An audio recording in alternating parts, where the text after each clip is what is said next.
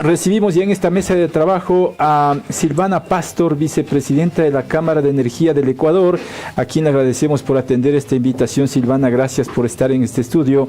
La hemos invitado para hablar sobre la situación petrolera a raíz de la guerra en Medio Oriente, que ha puesto en alerta, si se quiere, a muchos países cuyos volúmenes de exportación petrolera precisamente pueden afectar la dinámica.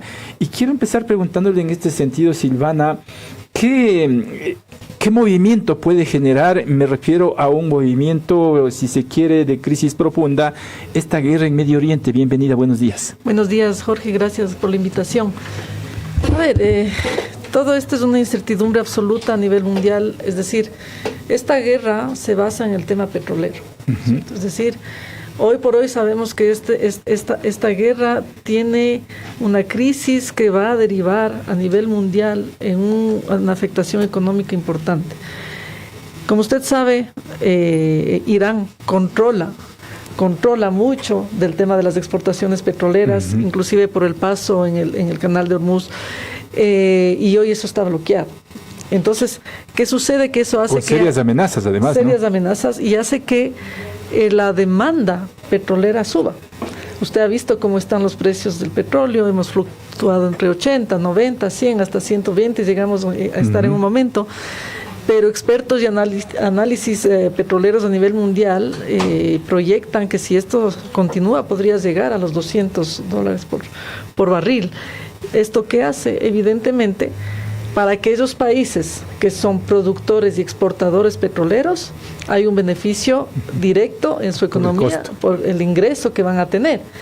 Pero para aquellos países como Ecuador, que sí somos exportadores, pero somos importadores de derivados, claro, tenemos una afectación importante porque el costo de la importación se va a ver triplicada. O sea, es decir, para el Ecuador, esto es una afectación muy importante.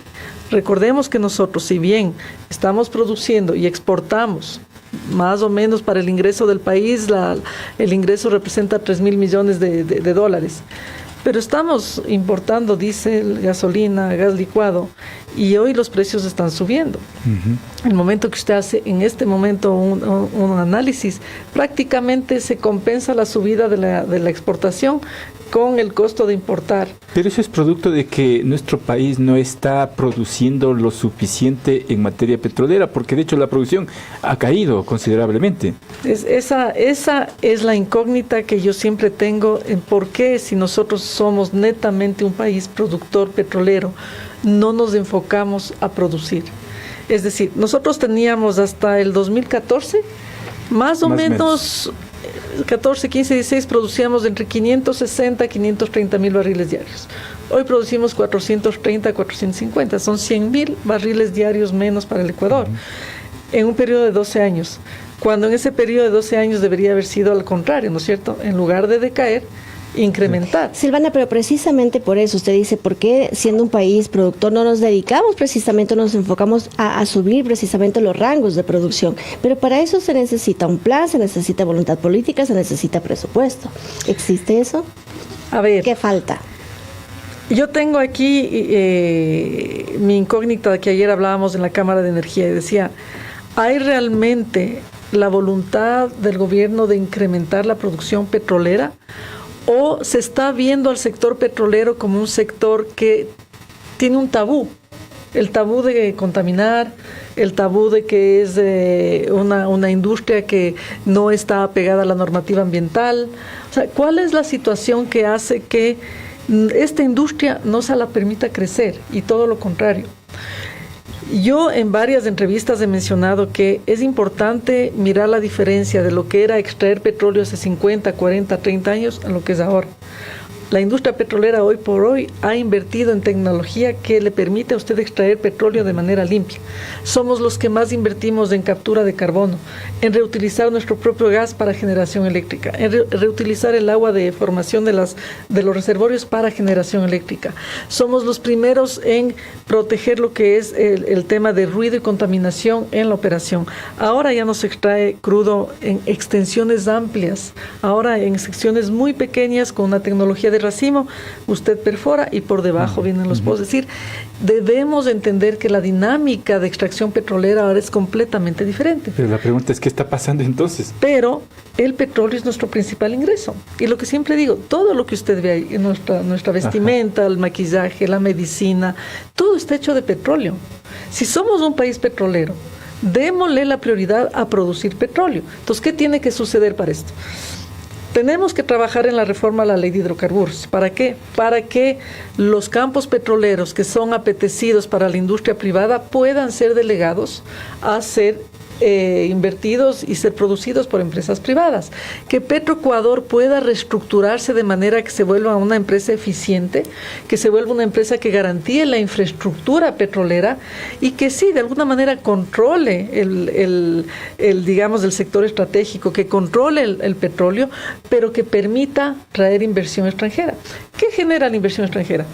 Más empleo, transferencia de tecnología, un dinamismo económico, le inyecta dinero a la economía. ¿Por qué no permitimos que esto suceda? Hay como 18, 20 campos petroleros. O no solamente no se permite, no está el tema de no permitir que eso suceda, sino que esas empresas a lo mejor le ven atractivo al Ecuador, tomando en cuenta que lo que se habla principalmente es la falta de la seguridad jurídica precisamente para invertir aquí. Bueno, la razón de la caída petrolera en el Ecuador, una gran parte de esa es la seguridad jurídica. Es decir, si miramos hace 8, 10, 12 años, usted tenía empresas petroleras muy grandes en el Ecuador, muy grandes. Hoy estamos pequeñas, medianas y Petroecuador. No hemos tenido rondas petroleras. Hemos tenido, hace 2, 3 años tuvimos la Intracampos, que no tuvo mayor efecto o éxito. Hoy está viniendo una nueva ronda petrolera que ojalá se cumpla. Son los mismos 3 campos que se están licitando desde hace 3 años, pero hay 18 campos que podrían, con la normativa actual, ser transferidos al Ministerio de Ambiente y Energía para ser licitados. Necesitamos más licitaciones. Seguridad jurídica. Necesitamos mantener el tema del orden de un contrato. Cuando usted firma un contrato, en cualquier industria que ésta sea, usted sabe a qué reglas se atiene, pero si en el camino le cambian las reglas, ya en el tema petrolero, por ejemplo, el equilibrio económico de un contrato cambia. Un inversionista pone su dinero en un país basado en las expectativas de riesgo y rentabilidad que va a tener. Si en el camino le cambian, si le cambian las reglas tributarias, si le cambian las reglas del contrato, ya no le es atractivo. Entonces el verdadero problema es político, porque políticamente se hace que se cambien las reglas del juego, como usted dice. Bueno, históricamente se ha cambiado, ¿no? Han cambiado las modalidades contractuales en el camino, han cambiado las reglas tributarias, ha habido temas también de juicios civiles, juicios penales, arbitrajes internacionales. Nosotros somos de los más representativos en la región. Nuestro país vecino no tiene arbitrajes internacionales, tienen menos reservas que nosotros y producen el doble que nosotros. Entonces ahí es la pregunta, ¿por qué? ¿Cierto? Entonces aquí tiene que haber varios temas. Uno, una reforma a la ley de hidrocarburos que permita más inversión privada. 2, con la normativa actual, transferir los campos que se podrían explotar y sacar a licitar. Yo siempre digo, no es que un contrato de participación es mejor que un contrato de servicios con tarifa. No, el mejor contrato es aquel que se respeta, en el que usted tiene las reglas claras y dice, ok, a mí me conviene este contrato, me interesa y estoy dispuesto a arriesgar mi capital en este contrato. Pero el problema pasa, permítame un paréntesis, el problema pasa, Silvana, porque los inversionistas quieren invertir, valga la redundancia, en pozos que ya prácticamente están consolidados, como Shushufindi, por ejemplo. Campos maduros. Claro, y no quieren invertir en campos donde se requiere mayor infraestructura y tecnología. Aquí usted tiene dos temas que hay que invertir en exploración, porque en el sector petrolero usted tiene 2 tipos de inversión, en exploración y en explotación. Explotación es de aquellos campos que ya están en producción y que usted le pone más inversión para perforar más pozos, para recuperación mejorada de los pozos actuales, y esa es una forma de extraer reservas probadas. Pero cuando usted invierte en exploración es a riesgo, porque es básicamente, usted tiene un campo aquí, no tiene información y simplemente a ver qué encuentra. Y eso le permite a usted ya con lo que perfora, analizar qué hay en los reservorios. Cuando usted invierte en eso, es lo que le permite incrementar las reservas del país, porque conforme va explorando, va incrementando, va encontrando más reservas. Entonces ahí se establece. Como es una inversión extremadamente riesgosa, porque no tiene información, no es lo mismo que explotación, donde ya hay información, tiene que haber también incentivos. ¿Cierto? Si es que yo voy a arriesgar, pueden ser tributarios, pueden ser en la modalidad contractual, en la participación que usted va a tener con el Estado, o qué pasa si es que evidentemente no encuentra, ¿no es cierto? ¿Qué pasa con la inversión? Porque está hablando de un pozo exploratorio, le puede costar $10 millones tranquilamente. Pero claro, la única manera es a través de capitales que están dispuestos a arriesgar. ¿Le ponemos al Ecuador, a Petroecuador, a arriesgar en exploración? ¿O le ponemos a grandes capitales de inversiones de empresas privadas a arriesgar? ¿No es cierto? Ahí es el tema. Entonces, por eso digo, para que alguien quiera arriesgar capital en exploración, tiene que ser un contrato atractivo. Esa es la única manera de incrementar la exploración. Hoy estamos con reservas de 8.000 millones de barriles más o menos. Eso nos da hasta el 2030 con la producción actual. Contratos atractivos también se ha mirado como el hecho de que al Estado ecuatoriano prácticamente en materia de distribución de regalías no le queda absolutamente nada. ¿No es así? No, eso no es así. A ver, usted primero en la Constitución tiene el artículo que habla de la soberanía, ¿no es cierto? Donde todo contrato, no solamente petrolero, sino en sectores estratégicos, tiene que dejarle al menos el 51% al Estado. Entonces, todos los contratos que tenemos hoy en el Ecuador, sea de participación o de servicios, garantizan que el Estado al menos reciba el 51%. Y la infraestructura además, ¿no? Aparte, porque todo el CAPEX y OPEX que ponen las empresas le pertenece al Estado. Es decir, invierte la compañía, pero cuando usted sale del país o termina el contrato, toda esa infraestructura le queda al Estado. El ejemplo OCP. El OCP, claro, es infraestructura del Estado. Claro. El OCP, bien que lo tope, el OCP debería ya licitarse. Estuvo en manos privadas, estuvo muy bien manejado, muy bien administrado, con buen mantenimiento.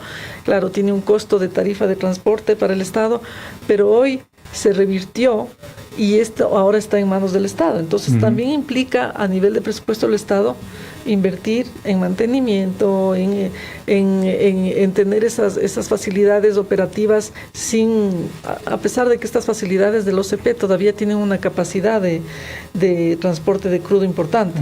El SOTE, el otro oleoducto, está ya llegando a su límite, porque el SOTE es el oleoducto de crudo liviano, el OCP de crudo pesado. Entonces, ahí en el SOTE sí tenemos un problema, sí tenemos que incrementar su capacidad. Es una tubería que tiene más de 50 años. Es decir, ¿Y en su análisis el OCP se debe concesionar o el gobierno debe hacerse cargo? A ver, el gobierno podría hacerse cargo siempre y cuando el resto de la operación pase a manos privadas. Es decir, si usted le traslada a Petroecuador toda la producción, la operación, el mantenimiento y la comercialización, Petroecuador es responsable del 80% de la producción del Ecuador. Pero si usted le libera, ¿no es cierto?, ciertos temas que al concesionar le traen al Ecuador inversión, le abren plazas de trabajo, le genera transferencia tecnológica, ¿por qué no hacerlo? Entonces, para mí el OCP debería licitarse. ¿Para qué? Para que esa carga de mantenimiento, de tener que estar operando el oleoducto, pase a manos privadas con control, pero que le genere todos estos beneficios. Es lo mismo que pasa con los campos petroleros. ¿Por qué Petroecuador tiene que operar todos los campos petroleros cuando tiene falta de recursos? En lugar de pasar a manos privadas, controlar el recurso, sí, porque la normativa le permite controlar, asegurar que el 51% de los beneficios de la operación le queden al Estado, pero generar más empleo, traer capital, transferencia tecnológica, etcétera. Hablando de sectores estratégicos, tenemos una ley urgente que recientemente se aprobó y engloba los sectores estratégicos. ¿Qué tanto ayuda este documento? A ver, este estaba más enfocado a la parte eléctrica, ¿no es cierto? Por eso es que yo... pero habla de la inversión extranjera, abre las puertas para todo el sector estratégico. Sí, pero hay que quitar el candado. Tenemos un candado en la normativa que es habla de la priorización, ¿no es cierto?, de qué campos petroleros se quedarían con el Estado y cuáles en caso de excepción, digamos, se le puede transferir a la privada. Ese es el candado que tenemos. Hoy podemos transferir a la privada campos menores, es decir, campos que no son de interés del Estado, campos que en realidad no producirían, en teoría, entre comillas, mucho y que generan demasiado recurso y demasiado gasto para el Estado. Eso se pueden pasar a la privada. Pero no está definido qué es la excepcionalidad. Entonces, cuando usted no tiene bien definido cuándo es excepcional pasarle o no un campo petrolero, ahí viene ese vacío de la ley donde uno dice, bueno, ¿esto es excepcionalidad o no? ¿Auca podría pasarse? ¿Sacha podría pasarse o no? Entonces, tiene que definir claramente qué es la excepcionalidad. Para mí, excepcionalidad, por ejemplo, podría ser si el Estado no cuenta con presupuesto para operar tales campos, ya, entonces pasémosle a la parte privada. Pero hay un dictamen de la Corte también, ¿eso no aclara el panorama? O sea, le puede aclarar, pero no cambia la ley. Usted tiene que cambiar la ley para que esto pueda darse. Por el término excepcionalidad. Excepcionalidad. Hoy por hoy los campos grandes, que les suelen llamar la joya de la corona, son los campos que están administrados por Petroecuador. Y que ya se Unos intentó, están ¿no? consorciados, sí, entonces hay una parte privada que consorcia pero provee servicios. Pero no es que están operados totalmente por el sector petrolero. Yo le doy un ejemplo, campos marginales de la 10ª ronda petrolera que estuvieron cerrados por más de 15 años, que no eran apetecidos por el Estado. Se licitaron 3 campos. De no producir nada durante años, han producido para el Estado más, en promedio, entre 10 y 15 millones de barriles en un periodo de 12 años. Quiere decir que sí hay la capacidad, pero se requiere, recuerde que el tema petrolero lo que requiere es muchísimo capital. Entonces, como esto es una industria de riesgo, si usted le licita 18 campos petroleros que estén en la misma situación, que no producen mucho, que son maduros, que necesitan inversión, licítelos y permita que con la inversión extranjera se genere producción, hasta que se pueda cambiar la normativa y que campos petroleros mucho más grandes y apetecidos puedan pasar. El campo Sacha que se cayó se ofreció $1.500 millones. ¿Era un precio justo? Eso era un bono, un anticipo. Claro, un bono, sí. Un anticipo. A ver, no conozco los detalles de la negociación. No sé cuál era la curva de producción que se estaba planteando, cuál era el incremento que se estaba planteando, los niveles de inversión. Pero los 1.500 millones era un incentivo para que el Estado pueda tener un ingreso inmediato y que esta empresa pueda generar la producción e invertir a su riesgo, ¿no es cierto? Entonces, no podríamos hablar de precio justo o no al no conocer las condiciones, porque habría que conocer cuál era la curva incremental de producción que le iba a generar esto y cuánto le iba a generar esto al Estado. Al ser parte de la joya de la corona, como usted bien mencionó, algunos expertos manifestaban que no podía hacerse una entrega menor a $3.000 millones. Descabellado. Depende de los análisis que hayan hecho, depende de cuál era la expectativa de producción que ellos estaban planteando, cuál era el monto de inversión. Acuérdese que en un equilibrio de un contrato es saber cuánta inversión voy a poner para recuperar cuánto de producción y cuánto le va a quedar en participación al Estado y cuánto le va a quedar a la compañía. Porque al final es un negocio. Es un negocio. Entonces habría que saber, pero que a mí me digan si 1.500, 3.000, 4.000 es lo justo, va a depender de cuál es la propuesta técnica y económica que se está haciendo al Estado. Obviamente tiene que mantenerse que sea el 51% para el Estado mínimo, porque esa es la ley, y evidentemente cuando usted tiene un contrato petrolero, no es que usted hace lo que quiere, el Estado le controla. Usted dice que usted va a perforar 3 pozos y que su tasa de producción va a ser de tanto. Tiene que cumplirlo. Y el Estado está atrás diciéndole, a ver, ¿has cumplido o no has cumplido? ¿Por qué no has cumplido? ¿Qué te falta? Para mí, el único tema que yo discuto con mis colegas de la industria es que para que sea una mejor negociación, yo creo que debe licitarse. No debe ser una adjudicación directa. Para mí, el momento que usted pone a licitar, los interesados siempre van a empujar entran a competir. Y compiten y el Estado se garantiza mejores condiciones. Silvana, solamente antes de terminar y solamente para hablar de la inmediatez y de lo que le puede ocasionar al Ecuador lo que está ocurriendo en Medio Oriente. Esos 400 millones de barriles que ha dicho la Agencia Internacional de Energía que podría liberar de sus reservas estratégicas, ¿son suficientes para evitar que suba el barril de petróleo, como ha dicho Mojtaba Khamenei, que podría llegar a los $200 por barril y que eso realmente es lo que quisiera? ¿Cuáles son las implicaciones para el Ecuador? Eso es suficiente hoy. Es decir, usted libera y en este momento, claro. ¿Cuánto tiempo? ¿Qué será? Va a depender del tiempo en el cual se restrinja la producción. Es decir, 400 millones es hoy, pero digamos que de aquí a un mes, ¿no es cierto?, tenemos todavía más bombardeos, tenemos menos producción, eso no va a ser suficiente. El conflicto, mientras se mantenga, le va a poner la presión sobre el precio del crudo. Mientras se mantenga la restricción en Medio Oriente de exportación de crudo, porque ellos controlan todo el sector, le va a poner presión. Ahora, eso no es una oportunidad para nosotros, para Latinoamérica, incrementar nuestra producción. Claro que es una oportunidad, pero estamos a destiempo, ¿no es cierto? Porque incrementar un barril no es subir la frecuencia de la bomba, es perforar, tener más campos licitados, tener aprobación de las licencias ambientales, tener la aprobación del Ministerio de Finanzas de los informes fiscales, cosas que toman en promedio de 8 a 1 año a 2 años. Entonces estamos tarde. Con eso me quedo, Silvana, le agradezco mucho por su tiempo. Muchísimas gracias a ustedes por invitarme. Silvana Pastor, vicepresidenta de la Cámara de Energía del Ecuador. Diálogo directo con los protagonistas en Buenos Días, América.